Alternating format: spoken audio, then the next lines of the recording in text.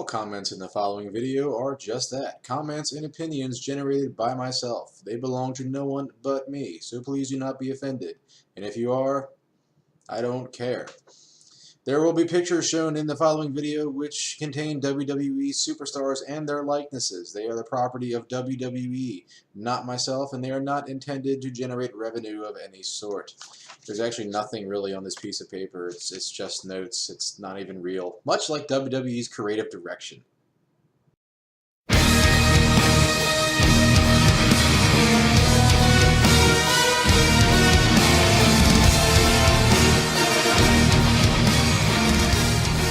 What's going on, everybody? WWE Payback was last night, and I'm curious, what are your thoughts? I gave it a C+. There were some things I liked. There were some things I really didn't like, and there's some things I just don't want to remember. But we're going to get into all that. Oh, WWE fans! Shirt. A little drunk. I just spilled some on myself. Tonight, WWE Payback. WWE Payback is tonight. A little drunk. Wrestling pay-per-view in recent times that I'm actually excited to watch. To start, they claim that Payback was the start of a new era in WWE. Fresh faces, new talent, and the company's moving in a different direction. Was that the case? I don't know. I'm still a little bit up in the air about what the fuck is going on with WWE right now. There's a lot of good things I like, and really it's more or less just a result of a lot of talent being injured and being more or less just too old to compete nowadays. They need fresh faces. They need new talent. It's not a matter of doing what's best for business. It's really out of necessity. That being said, let's go into the first match, which I was very surprised to see on the pre-show, which was Dolph Ziggler versus Baron Corbin. If you recall, if you're an avid wrestling watcher, they've been building up this fight for weeks now, where Baron Corbin's just beating the fuck out of everybody that he's put up against. Dolph Ziggler will, run out there and get a little bit of offense in on Baron Corbin, and Baron Corbin will just, hit him with the fucking end of days on the floor, and that's it. They've been building this up for Baron Corbin to be some kind of monster, some type of, destroyer of his opponents. They gave him the Andre the Giant Battle Royal trophy. They've been really pushing Baron Corbin, so naturally Dolph Ziggler gets the win. Makes no fucking sense. And even better, that he gets the win with a fucking roll-up. Not even a fruit roll-up, like a roll-up pin, which seems to be WWE's way of just, when they can't figure out a way to end the match, just, fuck it, just roll them up and just ring the damn bell. It makes no goddamn sense. Baron Corbin was out there showboating, doing his thing, beating the hell out of Ziggler. Ziggler takes advantage of it, gets the roll up, and boom, 1, 2, 3. You could make the argument that this is going to keep the feud going or something like that. I think there's a better way to do that, other than a fucking roll-up pin, but who am I? I'm just some dumb mark. Second match on the pre-show, which I loved it, was Callisto, the United States Champion, versus Ryback, the pre-show stopper. Did you catch that on his belt? I fucking loved it.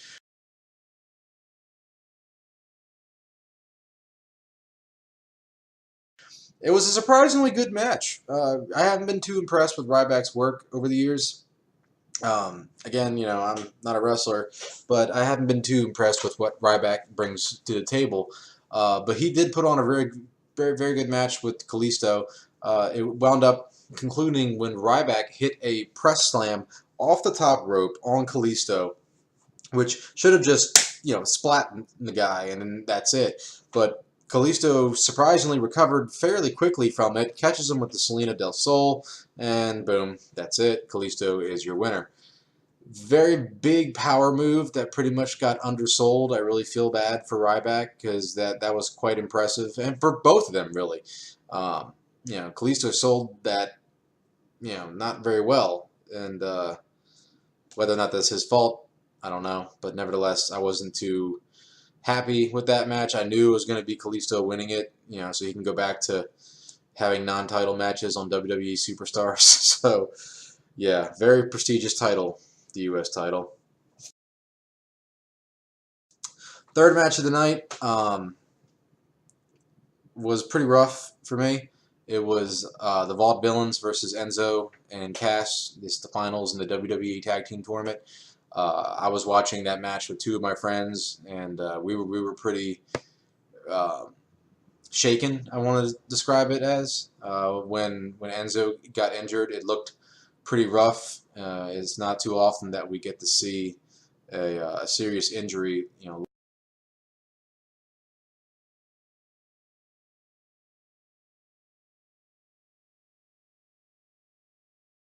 In case you don't know, in case you've been living under a rock, Gotch, I think it was, went to Irish Whip Enzo into the ropes. And I'm not sure what happened. I'm not sure if Enzo was supposed to dive under the rope or slide out or something, but it appears that he smacked his ribs or something on the second rope, which may or may not have knocked the wind out of him.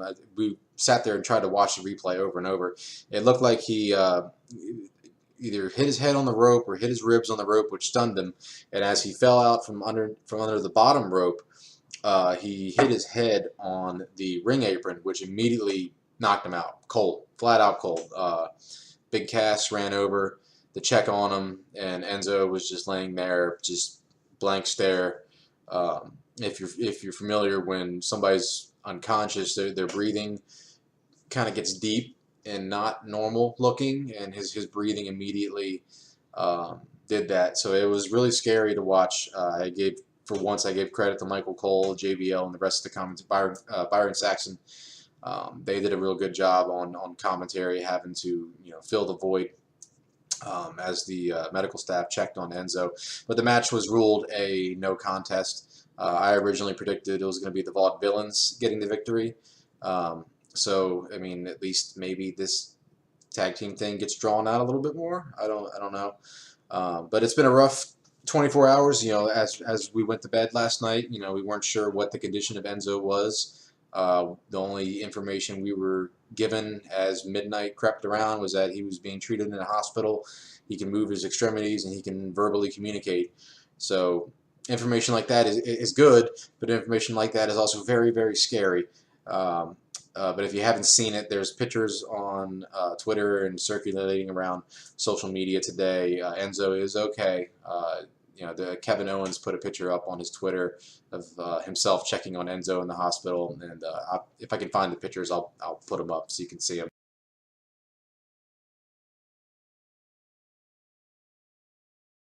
But Enzo appears to be doing okay, so I really wish the man a very speedy recovery. Hopefully it's nothing too serious, and he can get back in the ring and get back to doing what he loves to do. Moving on from that, we got Sami Zayn versus Kevin Owens, and I really felt bad for these two guys because after something very serious like that injury, it's very hard to follow that and kind of bring the energy of the crowd back up. And you could see it in the faces of the people at ringside. Especially you can see it on my face and on my friend's face at my house. No one really cared. We just wanted to know if Enzo was okay. So it was kind of hard to really enjoy the spectacle that was being put on, but it was a spectacle. Kevin Owens and Sami Zayn took it toe-to-toe, 100 miles an hour. Those two guys beat the ever-loving hell out of each other in that ring. Very convincing match, very good chemistry and psychology between the two. You could definitely tell it was a story, 12 years in the making or however many years those guys have been friends. Very amazing match. Unfortunately, it fell under the shadow of everyone's concern over Enzo. And surprisingly, Kevin Owens getting a clean, clear victory over Sami Zayn. They beat the shit out of each other, and Kevin Owens finally caught him with the pop-up powerbomb, and that's it. 1, 2, 3. The real story here, though, is what happens after the match. Kevin Owens, bloody nose and all, drags Byron Saxton into the ring and demands an interview right then and there. He demands that Byron ask him about the match. Byron doesn't ask him in the way he wants him to ask him. So Kevin Owens is interviewing himself pretty much, proclaiming that he's the better man. He's finally put all the naysayers to rest. He's finally taken care of Sami Zayn. He can move on to bigger and better things, and that's recapturing his Intercontinental title. As a matter of fact, the Intercontinental title match is up next. So he's going to sit at ringside and watch the match. Which is exactly what he does. The next match, we have The Miz and Cesaro with Kevin Owens on commentary, which really was the best part of the whole damn thing. It's Kevin Owens doing commentary, wearing JBL's cowboy hat the whole time. It was amazing. Try not to talk about Kevin Owens because this isn't his match. Miz and Cesaro had a pretty good match. They had very good chemistry in the ring. They put on a pretty good show. Apart from Cesaro's uppercuts, I really hate Cesaro's uppercuts. They don't look convincing at all. They never have. They never will. He needs to come up with something else. I'm sick of seeing uppercuts, especially chain uppercuts. It's like Killer Instinct. It's like 25 hit combo, like uppercuts everywhere. It's ridiculous. So Miz is about to, or sorry, Cesaro is about to get the victory on Miz. He has him in a crippler crossface. And out of nowhere comes Sami Zayn and starts kicking the shit out of Kevin Owens at ringside. And they start fighting all over the place. They even get up onto the ring apron, which of course causes the distraction. The referee runs over and, hey, what are you doing? And, gets all up in their face and stuff, which of course causes Miz to get the, I think he hit him with the skull-crushing finale, and got the 1, 2, 3 on Cesaro. But wait, there's more. After that, Kevin Owens pretty much just beats up everybody. He gets in, I think him and Sami managed to get back into the ring, I think, by this point. And he hits Sami with another pop-up powerbomb, taking him out again. I'm not sure if he jumps Cesaro or not. I don't think Cesaro was around. But he turns his attention to Miz, starts going at it with Miz, almost hits Miz with the pop-up powerbomb, but Maurice drags Miz out of the ring, saves him. Kevin Owens picks up the Intercontinental title and does the whole showboating thing, and then proceeds to just headbutt the title until he kind of cuts himself a little bit with the thing, just going completely batshit crazy. So Kevin Owens completely just taken over the Intercontinental title scene. Yeah. After that, we have Dean Ambrose versus Chris Jericho. Dean Ambrose gets the win. That's another one I predicted. Thankfully, Ambrose gets the win, coming off of 3 losses against Triple H, Roman Reigns, and Lesnar. The man needed a win. Really needed a win bad. And it was a shame that it came over Jericho, but hey, Jericho got his WrestleMania moment over AJ Styles. He can afford to take a loss. And this feud was really kind of just garbage to begin with. These guys were fighting over a talk show, for fuck's sake. It's good to see Chris Jericho still going at it, 100 miles an hour in the ring, keeping up with all the young guys. Not to say he's old, but he's one of the veterans, and he can still go and go very well. So very good match. No complaints really there. I'm gonna try and talk about this without screaming. Charlotte versus Natalya. It was good seeing Bret Hart. We haven't seen Bret Hart out there in a while. The man just came off of beating colon cancer, so it's good to see Bret Hart still amongst the living. Good match, really good match. Those two ladies tore the house down. They did a real good job out there. Charlotte hit a perfect, I'm talking perfect moonsault off the top rope onto Natalya. You need to, if you don't have the WWE Network, you need to go get it right now. It's just so you can watch this moonsault that I'm talking about. It is beautiful. It seemed like she was in the air for a good 10 seconds. It was beautiful. The match,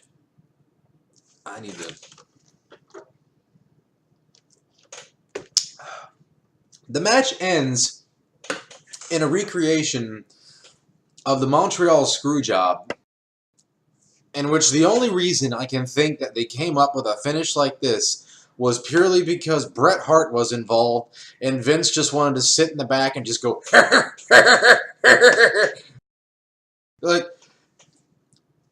you don't take 2 women that have as much talent as Charlotte and Natalya and book them in a match with a fucking ridiculous, stupid-ass finish as that.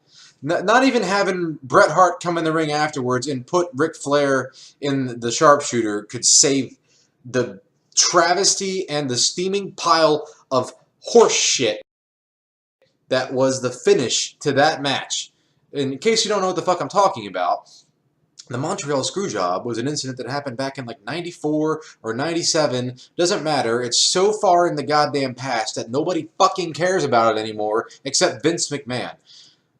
It was a scenario, you know, I'm not going to talk about it. Go look it up. You have the internet. Charlotte has Natalya in her own finisher, the sharpshooter.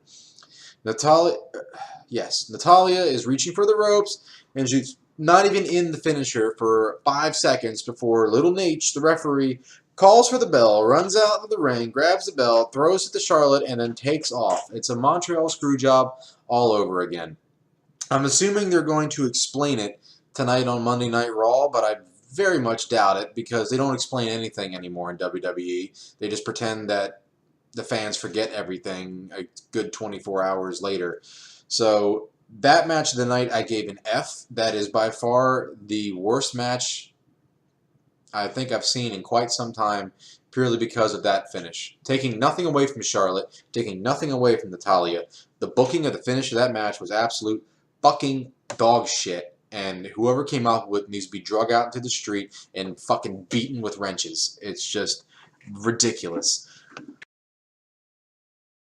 After that, as if you know, Vince McMahon just couldn't piss people off anymore. After that, we get the Vince McMahon's decision, where he gets to come out and tell everyone who's gonna run Monday Night Raw. Yeah, and he decides nothing really. He decides that Shane and Stephanie are going to share ownership or something. How is that?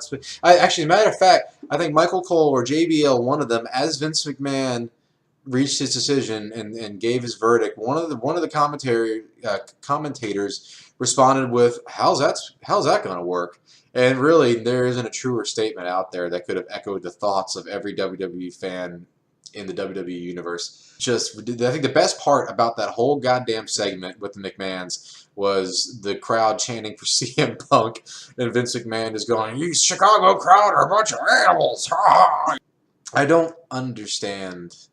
And I don't run WWE. I don't work for WWE. I don't know what goes on behind the scenes. But I do not understand thinking behind half of the shit that they do.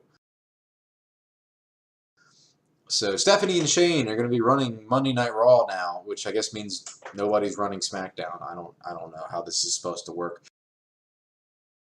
Roman Reigns versus AJ Styles. And don't get me wrong, I like Roman Reigns. I really do. I think he's a good guy. He's a good talent.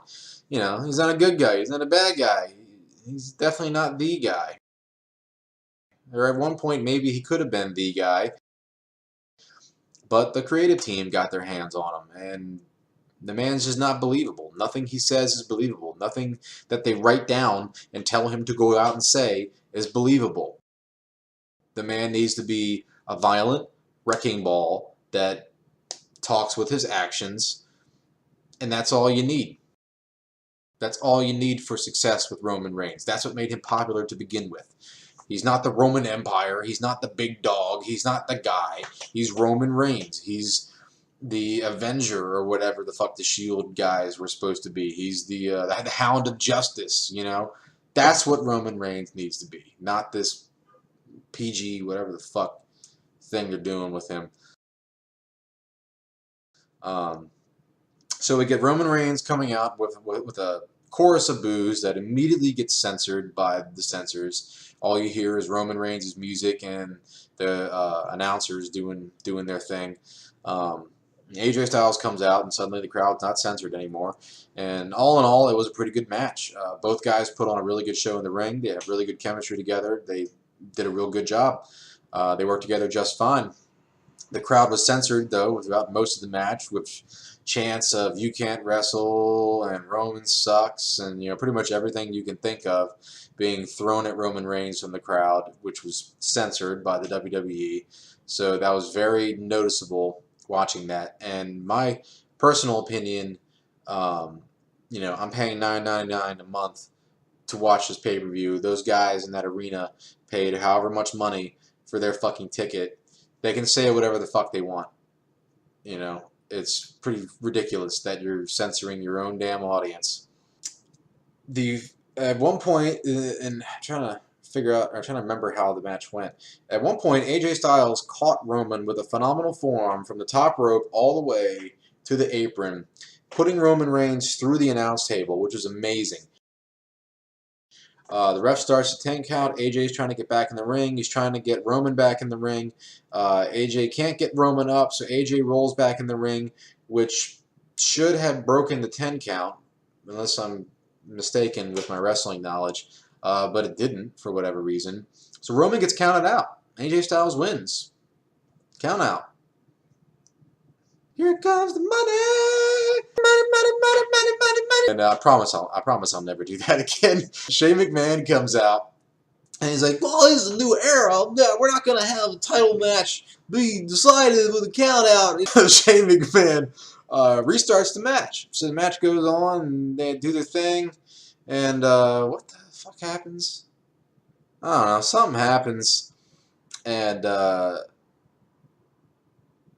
disqualification. Somebody gets disqualified, and I don't remember exactly what happens. I guess it doesn't really matter. But somebody gets disqualified, and Roman gets disqualified somehow, and AJ wins via disqualification. Yay! And then here comes Stephanie McMahon. Stephanie McMahon comes out and he goes, "Oh, yeah, my brother forgot to say there's going to be no disqualifications either." So now there's no disqualifications. So immediately here comes Gallows and Anderson to beat the ever-loving shit out of Roman Reigns. And then, of course, here comes the Usos. And there's a big old clusterfuck. And AJ Styles does a thing off the top rope, takes all four of them out. And then Roman Reigns does a nice little like running jump thing over the top rope, takes them all out. Really, really cool. AJ, somehow Roman gets back in the ring, and AJ, from the ring apron, does a springboard off the top rope, 450 splash, boom, lands it. Most beautiful damn thing I've ever seen in my life. Roman Reigns kicks out. They go at it for a few more minutes, and then Roman catches him with the spear, and 1, 2, 3, that's it. Roman Reigns, Roman Empire lives on. Yeah. So immediately, though, they go right back to the backstage area, and the McMahons are, standing, off center like this, just, watching the monitor, because who the fuck watches TV like this? This is just, I don't know. So they're watching the match, they're like, "Oh, that's a good match," and Vince McMahon botches his lines and starts over in the middle of his sentence, and they decide that they're gonna have Extreme Rules match to settle it at Extreme Rules coming up, as if that wasn't pre-planned. And Vince is like, "I think AJ Styles deserves a rematch," and Shane's like, "I think they should have an Extreme Rules match at Extreme Rules coming up." And Stephanie's like, "I agree," and they're like, "Oh yeah, everybody, we're all getting along." So yeah, it's gonna be AJ Styles versus Roman Reigns at Extreme Rules rematch. Whatever. I was expecting the Bullet Club to kind of be angry at AJ for not wanting their help, because they've done that whole story angle a million damn times of stables turning on each other because, "Oh, you don't want me to beat up your opponent for me or for you? Well, fuck you, and I'm gonna beat you up instead." So I was expecting that to happen, but I was wrong. But I did predict that it was gonna be Roman Reigns retaining the title, and I was right about that. So that's about it. That was Payback. All in all, I gave it a. I think I said I gave it a C, and I'm sticking with that. It's a good, solid C plus. Thank God Enzo Amore is not dead. That's really my closing statement on this. Is thank God Enzo Amore isn't dead. Thank you guys for watching. Comment down below with your comments. I'd like to hear your opinions about Payback. And yeah, have fun doing whatever it is you're doing. Do to the best of your ability, and I will see you when I see you. Take care.